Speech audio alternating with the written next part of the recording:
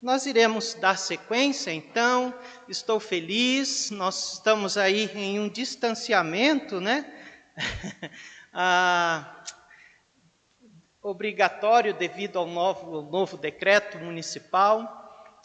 Tiramos alguns bancos, mas que possamos, assim, estar longe um do outro, fisicamente, mas próximos, né?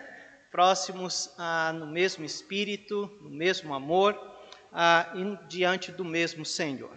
Então, muito bem, hoje nós iremos olhar para o capítulo 2, abra sua Bíblia lá, capítulo 2, e nós iremos... Vitor, pode deixar. Nós temos 3 grupos, irmãos, dentro do capítulo 2, tá bom? E nós iremos olhar com mais detalhe para estes 3 grupos. É o grupo que veio juntamente com Zorobabel, e há uma distinção dentro desta lista de Zorobabel, dividido aí em 3 grupos. O primeiro grupo que eu gostaria que nós prestássemos atenção é o grupo da primazia. Quem faz parte do grupo da primazia? Amados irmãos, os líderes. Os líderes está no versículo 1. Nós já vimos a semana passada sobre estes líderes aqui, né? E quem são esses que fazem parte deste grupo da primazia? São um grupo de pessoas que podem provar a sua genealogia. Esses fazem parte deste grupo da primazia. Eram israelitas que tinham registros, né, da sua família ou do seu clã, ou do seu ancestral. Então, esses que tinham esse registro do seu clã ou do seu familiar, do seu descendente, faz parte do grupo da primazia. Perfeito? Então, primeiramente, temos os líderes no versículo 1, e no versículo 2 até o versículo 19, nós não iremos ler todos esses nomes, são os que são identificados pela descendência. Obviamente que os líderes também são identificados com a sua descendência. Veja aí só o versículo 2 para nós observarmos aqui alguma coisa. Primeiramente, os irmãos podem ver, aí estão a liderança. No versículo 3, começa os filhos de Parós. Note que até o versículo 21 existe a palavra filhos. É isso mesmo? Está aí com os irmãos? Né? Filhos de Bigvai, filhos de Ater, filho de Jorã, filho de Gebar. Então, todos esses são relacionados aqui como filhos daqueles que o descende, né, dos seus descendentes. O que nós podemos dizer aqui? Que a reconstrução, ela considera a família. A reconstrução, o retorno para Jerusalém, há aqui a consideração da família. Muito além de ser um projeto de Zorobabel, de Esdras e de Neemias, esse é um projeto familiar, perfeito? Ele considera a sua família ali. E é importante a gente considerar isso, meus amados irmãos, porque nunca nós devemos desconsiderar a nossa família em relação à missão e os projetos de Deus. Perfeito? Nunca nós devemos desconsiderar. Então, esta missão aqui, ela envolve pessoas e as suas famílias, ou a sua família. Então, nós devemos tomar cuidado quando queremos fazer a obra de Deus e esquecemos da nossa família. Nós precisamos tomar cuidado com isso. Esquecemos dos nossos filhos, esquecemos do seu esposo, nós, marido da nossa esposa. Nos embrenhamos, nos dedicamos, nós vamos para o ensaio, nós fazemos isso e aquilo na igreja e esquecemos da nossa família. O desejo de Deus é que nós temos que colocar todo mundo missão, na medida do possível, né? Então, você que está começando agora a sua família, você deve trazer os seus filhos para envolver os seus filhos na missão do Senhor. Eu lembro quando eu comecei a servir ao Senhor, logo nós tivemos a Lurian e depois veio a Nathalie. Estas duas meninas, elas foram criadas, envolvidas na obra do Senhor. Para os irmãos terem uma ideia, a Nathalie, com 4 meses, ela já estava participando de um acampamento. Eu lembro, eu tenho uma foto, eu ia até trazer a Luciana, não leva essa foto, está muito feia. Aonde eu estou dando comida num acampamento na boca da Lurian, com apenas ali seu 1 aninho e meio, indo para 2 anos, e a Luciana amamentando a Nathalie. A Nathalie, quando ela tinha 7 meses de vida, ela já estava participando das nossas serenatas para as famílias da igreja. Eu lembro que nós, desta época, nós estávamos na direção dos jovens e passávamos a madrugada indo na casa dos membros, fazendo serenata no Dia das Mães, no aniversário daquela irmã, daquele irmão. E ela era passada no colo dos jovens. Um carregava um pouco, outro carregava um pouco. Ela com apenas 7 meses de vida. Os nossos filhos jamais nos prenderam de servir ao Senhor. E eu fico muito triste quando eu vejo um casal ter um filho e de repente ele chega e diz: pastor, hoje eu não vou para a igreja porque está muito frio e eu não posso levar o meu filho pequeno para a igreja. Ou N desculpas que pais dão para proteger o seu filho e não envolver o seu filho, levar o seu filho no projeto e na missão que o Senhor está realizando. Vocês já tiveram essa experiência? Já ouviu pais assim? Pais que dão uma herança para ele, dão uma bênção para ele, e ele acaba usando aquilo que é de Deus, que Deus deu para ele, para, infelizmente, não se envolverem no trabalho do Senhor. Então, todos precisam ter o mesmo sentimento, o mesmo coração e a mesma ambição. Nós precisamos passar isso. Aqueles tipos de pessoas que não são muito conectados com a missão de Deus. Há muita família onde o marido é conectado e a esposa não é muito conectada. Há vice-versa, onde a esposa é e o esposo não é. E nós aprendemos aqui que esse trabalho foi uma reconstrução familiar. Então, você marido ou você esposa deve estar conectado. Deve conectar os seus filhos na missão do Senhor. Então, o que nós aprendemos aqui? Que o sucesso do livro de Esdras não tem a ver com o indivíduo, mas tem a ver com a família. Este foi o sucesso do livro de Esdras. Todos estavam envolvidos. Amém, meus irmãos? Então, a lembrança da genealogia vai nos revelar algo especial, algumas qualidades fundamentais deste primeiro grupo. Perfeito? Quais são as qualidades fundamentais deste primeiro grupo? É que eles conservaram algo no coração deles, durante esses 70 anos de exílios. Eles conservaram, eles lembraram com zelo, primeiramente, da sua família. Eles lembraram com zelo, segundo, do seu clã ou da sua tribo.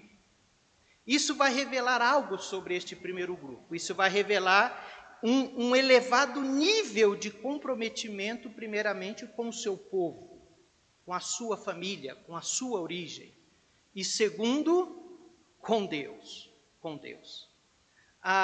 Então, como se explica este elevado nível de compromisso com Deus e com a sua tribo, com o seu povo? 3 coisas importantes. Primeiramente, amados irmãos, vamos lá? A fé.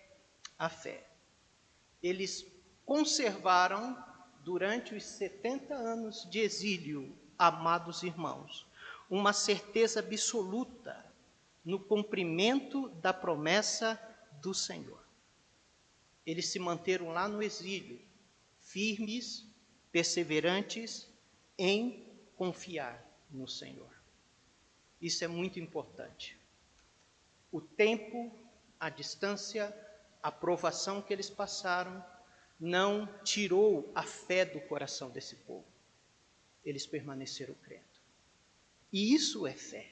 Fé é o firme fundamento das coisas que se esperam e a prova das coisas que não se vê. Eles não viam a promessa, mas eles sabiam de que um dia eles iriam voltar, independente do tempo, e eles voltaram.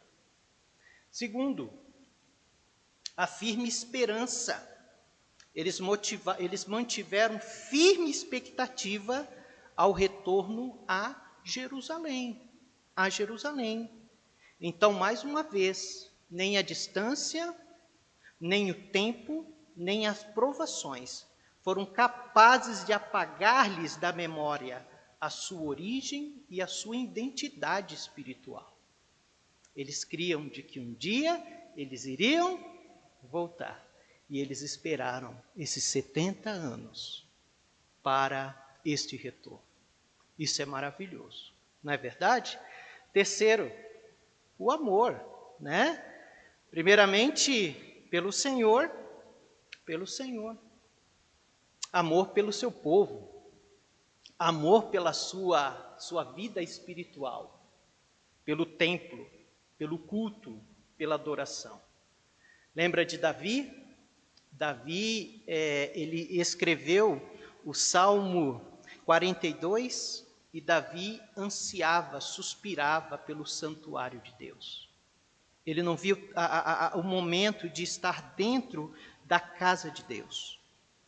E eles também não só demonstraram amor pelo Senhor e pela casa do Senhor, mas também pela terra natal, né? Eles recusaram estar contente, eles recusaram descansar na Babilônia. O objetivo deles, o amor deles não estava na Babilônia, estava em Jerusalém. E eles guardam isso durante esses 70 anos. Assim como o servo, vamos abrir Salmo 42, que é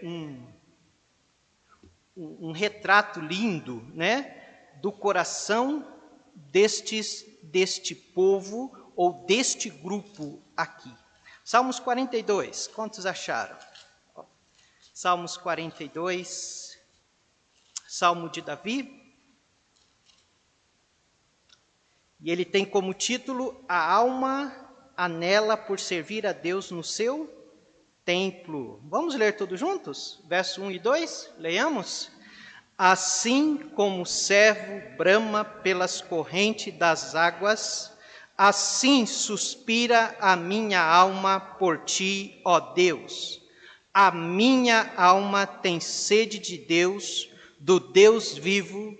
Quando entrarei e me apresentarei ante a face de Deus. Olha o anelo, olha o coração deste salmista, né?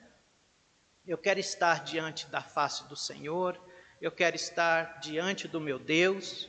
Então este é o retrato do coração deste primeiro grupo.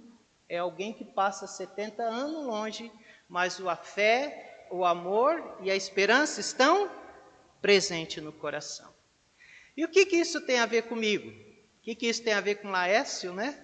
O que isso tem a ver com Pídio? Com cada um de nós no tempo presente? Amados irmãos, isto é altamente instrutivo para nós. Porque assim como Israel, nós também fomos chamados para manter firme essas três qualidades aí. Perfeito? Nós fomos chamados para manter firme a fé, a esperança e o amor. Eles manteram isso firme aguardando o retorno. Nós devemos manter isso firme aguardando a nossa redenção. enquanto estamos aguardando, enquanto estamos esperando, a fé, a esperança e o amor deve estar em nós. E essa fé, e essa esperança, e este amor, ele deve permanecer. Independente de quanto tempo iremos passar aqui.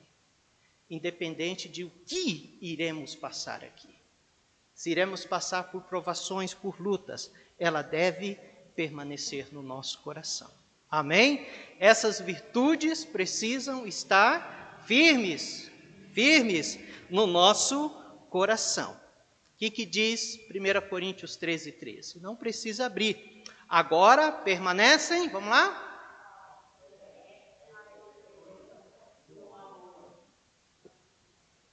Destes é o amor. Então, agora permanecem.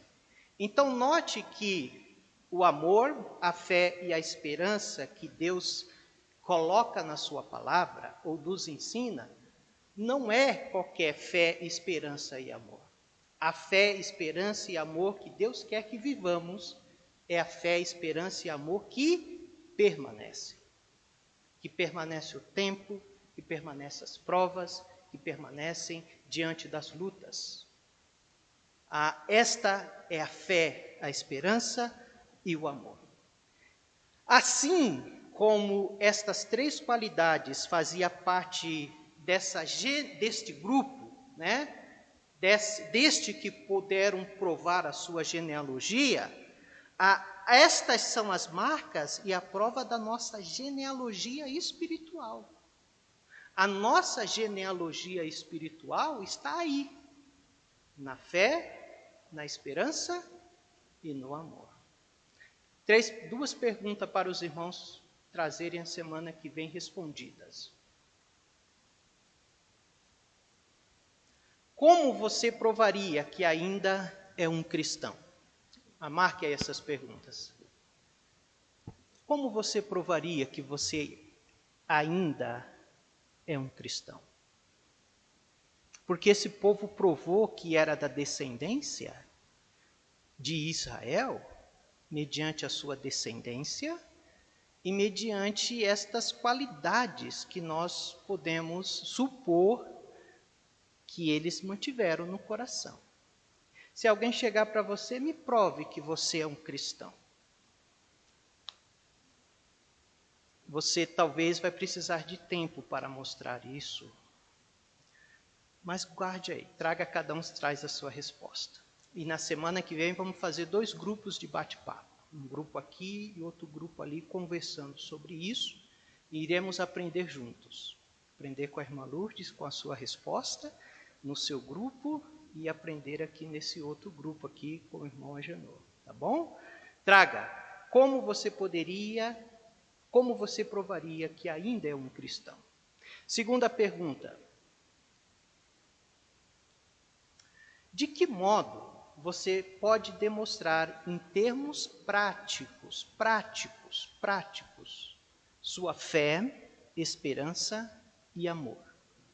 De que modo?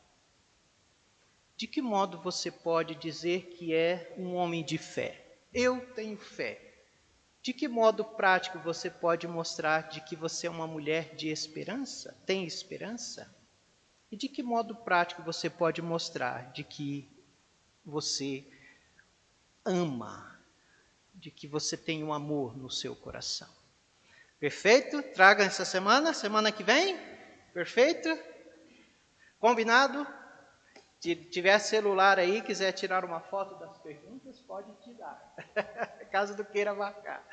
Tá bom? Depois pega comigo. Muito bem. Alguma pergunta nesse grupo de primazia? Alguma colocação importante que os irmãos viram? Pastor, esse grupo é um grupo aí de líderes, é um grupo que marcaram, né, guardaram a sua descendência. Eu aprendi alguma coisa nele. Algo a acrescentar? Perfeito. Vamos para o segundo grupo.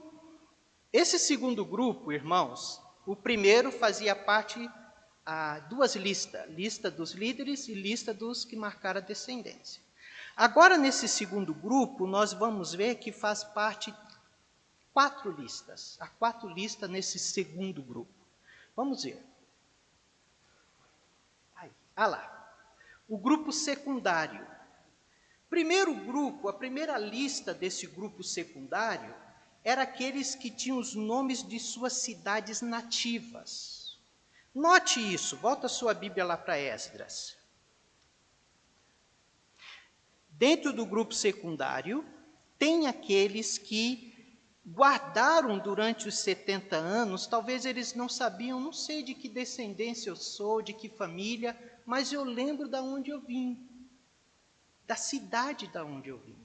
Veja lá, versículo 20, há uma dúvida, mas os filhos de Gebar, 95, 21, os filhos de Belém.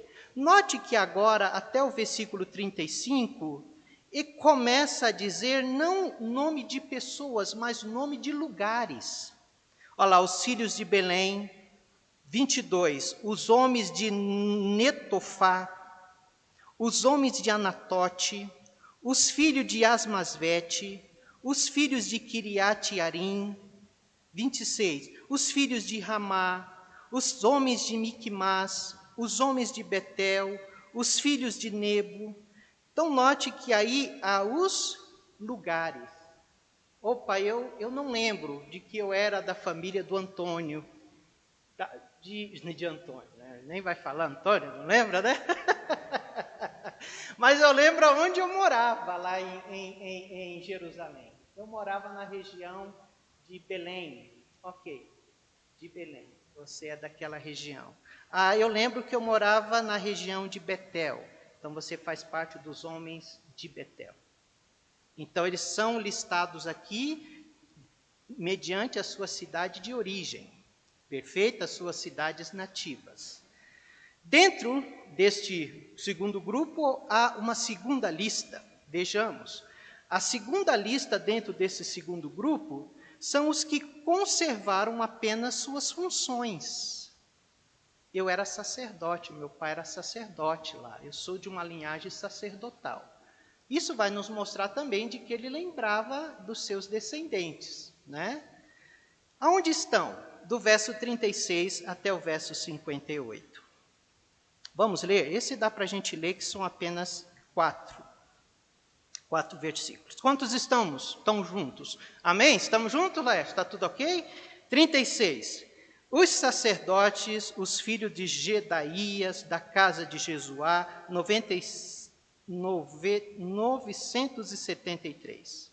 Os filhos de Imer, 1052. Os filhos de Passur, 1247. Os filhos de Arim, 1017. E aí, termina aí. Perfeito? Quantos voltaram dos sacerdotes? Vai dar um total aí, meus irmãos, de 4.289. Que era da linhagem sacerdotal.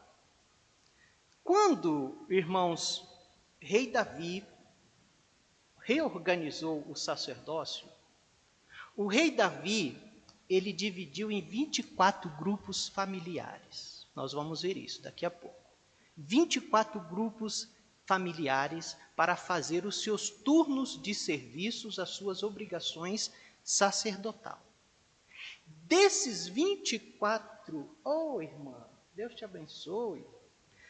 Desses 24 grupos familiares que o rei Davi organizou, apenas 4 representados aqui voltaram à pátria.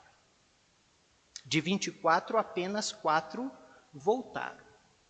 E agora, desses 4, eles irão, então, ser distribuídos nessas 24 funções constituídas pelo rei Davi. Perfeito? Quando Davi divide em 24 famílias, significa que havia 24 funções dentro do sacerdócio. Volta 4. Agora, esses 4 vão ser, com as suas famílias, vão ser distribuídos nessas 24 funções. Onde nós podemos ver isso? Vamos lá, 1 Crônicas. Está muito rápido? Os irmãos estão entendendo? Então, 1 Crônicas 24, vamos até lá?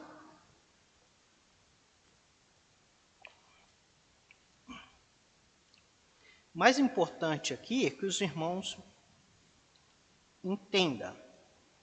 24,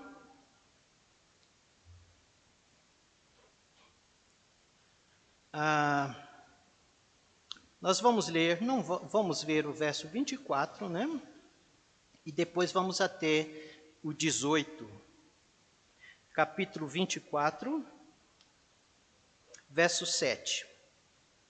Então, Davi está organizando essa divisão dos sacerdotes aqui. Então, 7. Saiu a primeira sorte a Jeoiaribe e a segunda a Jedaías. Perfeito? Então, começou a primeira.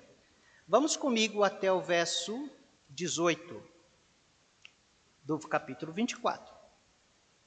A 23ª a Delaías e a 24ª a Másias. Então, note que ele dividiu em 24 famílias sacerdotais aqui que estariam oficializando o sacerdócio. Há algo interessante de que quando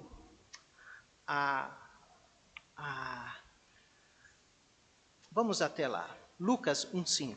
Mas deixa o seu dedinho aí em 1 Crônicas 24. Lucas 1,5. 1,5.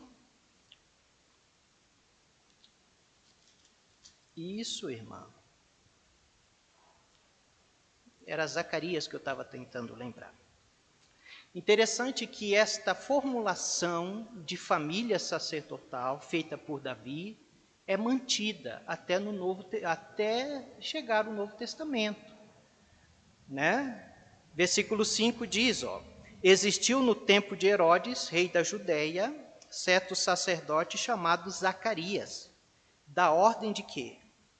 De Abias. Se tiver com o dedinho lá em 1 Crônicas 24, veja o verso 10. A 7ª a Arós e a 8ª a Abias. Então, note que esta formulação que Davi fez das 24 famílias sacerdotal, né, conforme os seus trabalhos, foi mantido até o Novo Testamento. Tanto que Zacarias era da família sacerdotal da linhagem de Abias, né? E nós sabemos que essa linhagem sacerdotal vem dos 4 filhos de Arão, o sumo sacerdote. Perfeito?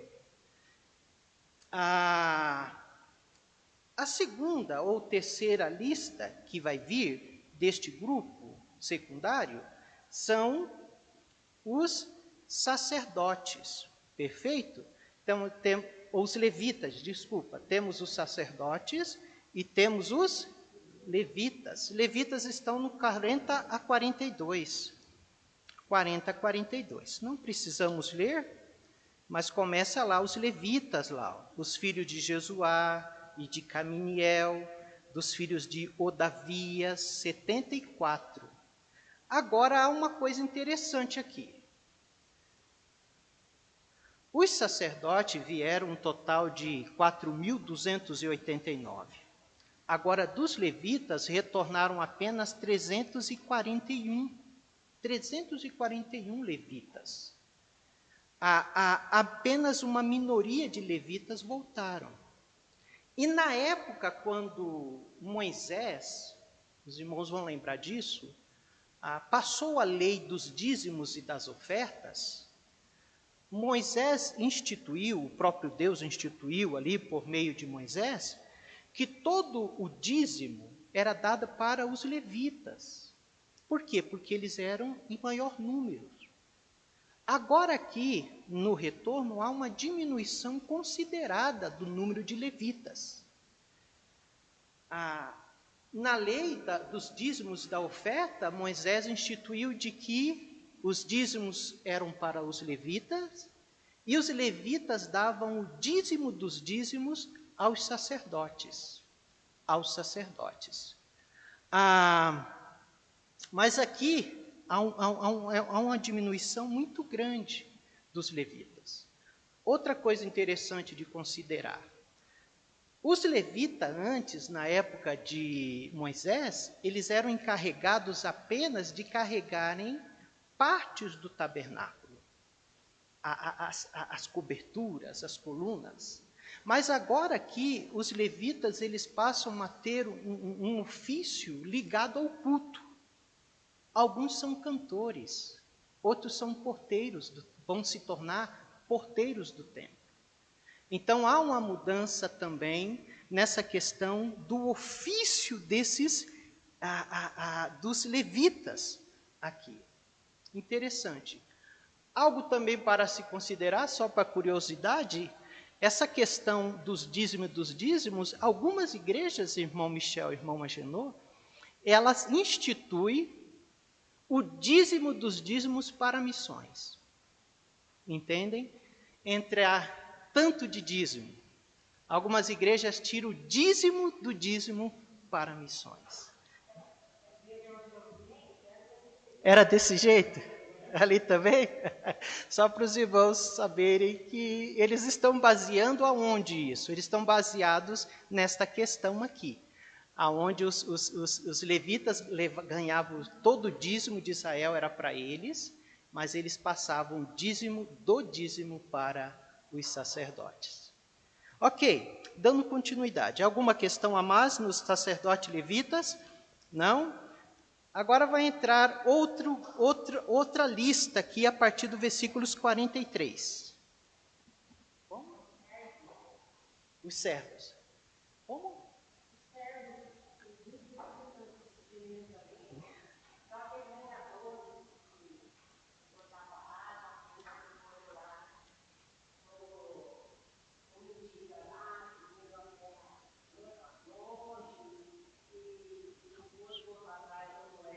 Entendo, esses.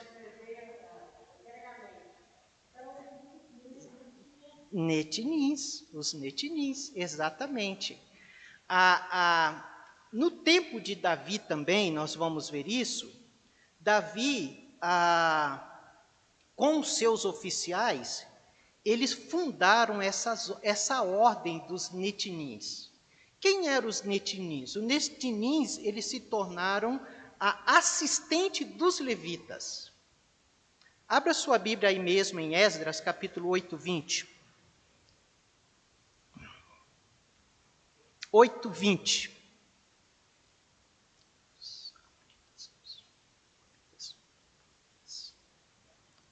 Esdras 8, 20. Quantos acharam? Amém? Estamos juntos? Olha aí. E dos netineus que Davi e os príncipes deram para o ministério dos levitas. Olha só. 220 netineus que foram todos missionados por seus nomes. Está falando dessa lista que nós estamos lendo agora, estudando agora. Então, Davi, juntamente com seus oficiais, amados irmãos, fundou essa ordem, chamada netinins, para ajudar os levitas. Esta palavra netinim significa dados ou dedicados. Esses homens, eles foram dados ou dedicados. Interessante de que esta palavra netinins também vem de uma variação dos nomes levita, porque o nome levita também significa Deus disse para eles, né? Eles me são dados. Eles são dados para mim. Eles não vão ter herança, eles não vão ter uma terra, porque eles são dados para mim, eles são meus. Eles vão exercer os seus ofícios aqui e vão ganhar os dízimos do povo. Eles me são dados. E agora os netinins, a variação dos seus nomes também é muito parecido. As tarefas, como a nossa querida irmã disse, do netinins, eram tarefas servis desses homens.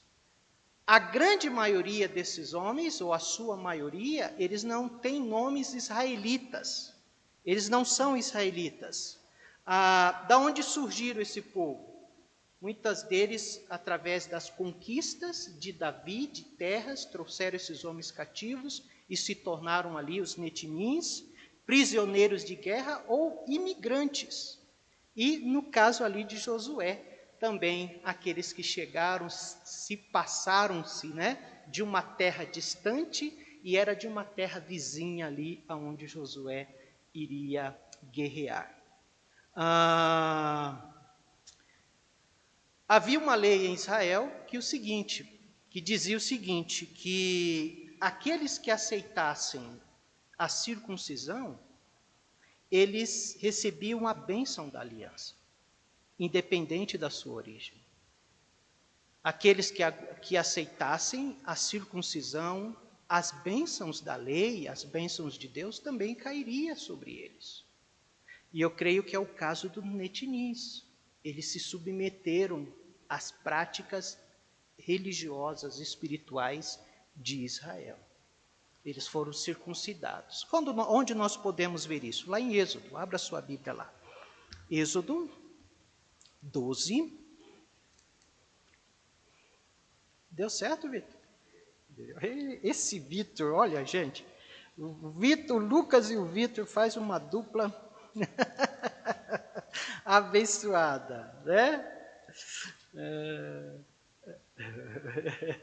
Quantos acharam? Nós estamos falando daqueles que não são israelitas, são estrangeiros que chegam na nação, que é o caso do netinins. 12:48, olha só o que diz aí.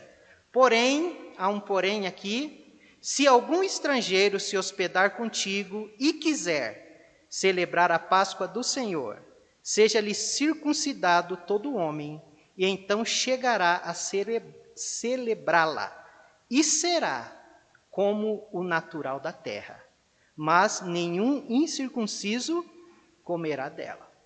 Se eles aceitarem ser circuncidados, ok, eles passam também a ser o natural da terra, a ter as bênçãos da aliança sobre a sua vida.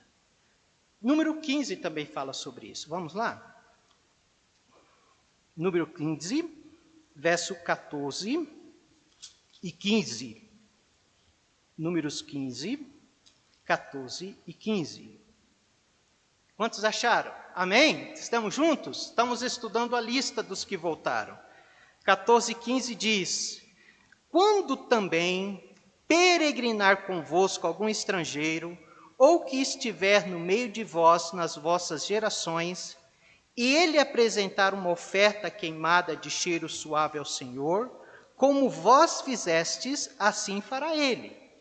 Um mesmo estatuto, olha aí, haja para vós, ó congregação, e para o estrangeiro que entre vós peregrina, por estatuto perpétuo nas vossas gerações, como vós, assim será o peregrino perante o Senhor. Tendo em vista aqui o que nós já lemos em Êxodo 12:48, a circuncisão, né? Eles eram ali também circuncidados e eles também, como vós, como o povo de Israel, eles também eram o peregrino, o não israelita perante o Senhor. Êxodo 15, 14 e 15. Os irmãos, perfeito. Agora, vimos os netinins e agora tem também aqui na lista, não só os netinins que voltaram, né? Mas nós vamos encontrar do versículo 55 a 57 outra lista. Quem são essas listas? Essa lista são os descendentes dos servos de Salomão. Este grupo, irmãos, ele está estreitamente ligado ao grupo anterior. Por que nós podemos dizer isso? Porque o total deles estão juntos, tanto dos netinins quanto dos servos de Salomão. Onde nós podemos ver isso? No verso 58 aí. Olha aí. Todos os netinins e os filhos dos servos de Salomão, quantos são? 392, né? Então, isto sugere que Salomão os recrutou, esses servos dele, para quê? Para trabalhos seculares, juntamente com os netinins, aqueles que Davi havia arrolado ali para ajudar os levitas. Perfeito? Ok. Vamos para o último grupo. Estamos caminhando, estamos chegando ao final da lista. O grupo dos rejeitados. Eita, eu não queria fazer parte deste grupo, não. Que grupo você gostaria de fazer parte? Do primeiro ou do segundo? Do primeiro, né? Do primeiro, que mostraram a sua fé, sua esperança e o seu amor, né? Obviamente que esses sacerdotes levitas também estão envolvidos nisso, eu creio. O último grupo é o grupo, irmãos, que a alegação não foi confirmada. Qual era a alegação destes? De que eles tinham nascimento israelita. Mas aí, de alguma forma, eles descobriram, opa, há alguma questão aqui, parece que você não é israelita, não. 59 a 63, está aí. Também destes subiram de Tel-Melá e Tel-Arsá, Querube, Adã e Imer, porém não puderam provar que as suas famílias e a sua linhagem eram de Israel. Então, esses homens não puderam provar. Então, este grupo incluía aquelas pessoas, né, que não podiam provar. Qual era a importância, irmãos, de provar a sua descendência, de que você realmente era um israelita? Primeiramente, devido às reivindicações dos seus bens, do seu imóvel e da sua herança. Eu sou da família tal, e no livro de Josué, a minha tribo ficou com essa parte, eu reivindico a minha parte de terra, que eu herdei, que o meu descendente herdou. Então, esses coitados aqui não puderam, eles não tinham como provar. E a outra importância era uma descendência, né, ininterrupta de Israel, para mostrar a descendência do povo de Israel. Os que não puderam provar, o que aconteceu? Foi mandado embora? Não. Alguns comentaristas bíblicos acham de que eles receberam uma posição provisória, como os netinins, como os servos de Salomão, no serviço não oficial, não religioso, mas continuaram ali em Israel. Perfeito, meus irmãos? Agora, esse caso aí. A segunda lista, dentro dos grupos de rejeitados, foram aqueles que não confirmaram o sacerdócio, 61 a 62. E os filhos dos sacerdotes, os filhos de Abaía, os filhos de Cós, os filhos de Barzilai, que tomou mulher das filhas de Barzilai, o Gileadita, e foi chamado do seu nome, este procuraram o seu registro entre os que estavam arrolados na genealogia, mas não se acharam nelas. Assim, por imundo, foram excluídos do sacerdócio. Vocês lembram do caso de Coré?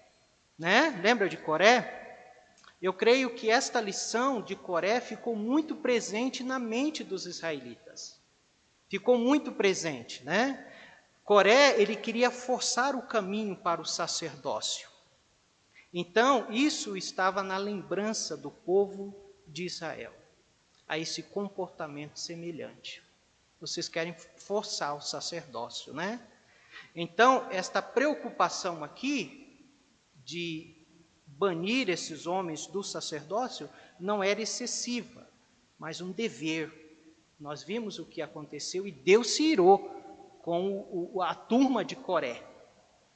E eles não queriam experimentar novamente esta realidade. Verso 63, veja que interessante. E o governador, possivelmente Sesbazar, lhes disse que não comessem das coisas consagradas até que houvesse sacerdote com Urim e Tumim. O que era Urim e Tumim, né? Sesbazar disse, olha, nós não podemos ainda comer das coisas consagradas aqui, porque ainda nós não sabemos a vontade do Senhor aqui. Tinha família sacerdotal, nós vimos aqui as famílias de sacerdote, mas não tinha quem iria assumir isso. Então Sesbazar falou, não, nós precisamos de alguém para assumir isso aqui. Nós sabemos que através do Urim e Purim, Deus revelava a sua vontade. Aí está, o sumo sacerdote. Não vai dar para ver muito bem, né? Mas aqui está a roupa do sacerdote, do sumo sacerdote. Urim e Turim ficava no peitoral dele. Ficava bem aqui. Urim e Tumim. Urim e Tumim nada mais era do que duas pedras. Moisés disse, Deus disse através de Moisés, que essas duas pedras deveriam estar sobre o coração do sumo sacerdote. Então ele tinha o peitoral, e esse peitoral era cheio de pedras, e uma do lado esquerdo e outra do lado direito havia as duas pedras, Urim e Tumim. Agora, para nós é um pouco estranho isso, né? Você buscar a vontade de Deus por meio destas pedras. Porque nós temos as Escrituras. Mas Urim significa luz e Tumim significa perfeição. Ao fazer uso dessas pedras, quando o sumo sacerdote colocava a sua mão ali no receptáculo e tirava essa pedra, eles entendiam ali que Deus estava iluminando e de que ali estava a perfeição, a vontade perfeita de Deus.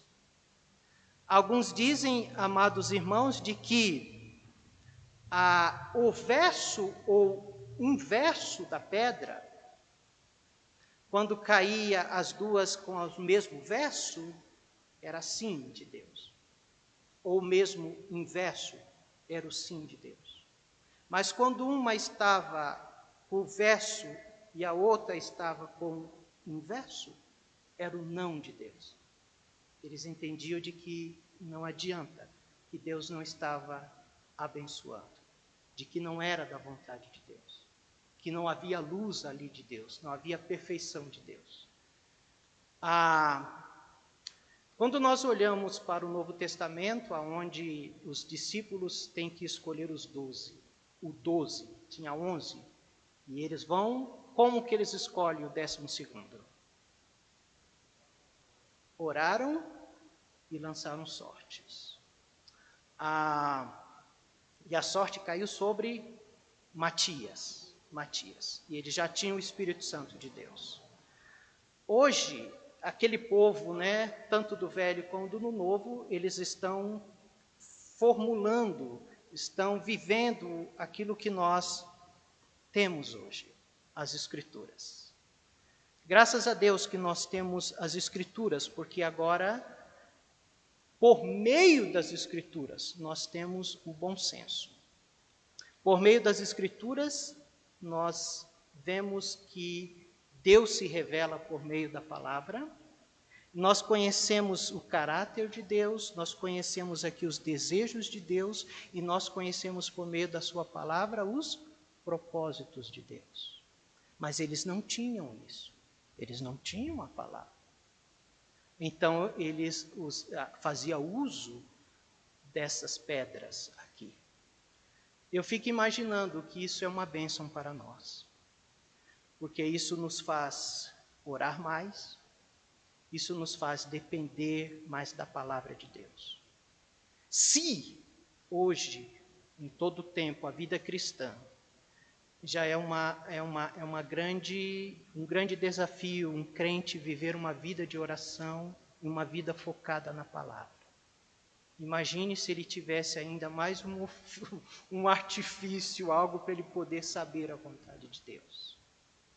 Aí que muitos não iriam se dedicar à oração, não iriam se dedicar à palavra. Então Deus nos deu, quer saber a vontade de Deus? Está aqui, vai orar, vai buscar a Deus. Mas como eu já disse, esses homens, eles não tinham estas coisas. Então, enquanto não se escolheu o sumo sacerdote, eles tinham família sacerdotal, vimos. A Sesbazar, o governador, não achou ninguém para assumir isso. Então ele diz, ninguém vai comer, enquanto não tivermos. Perfeito? Precisamos terminar.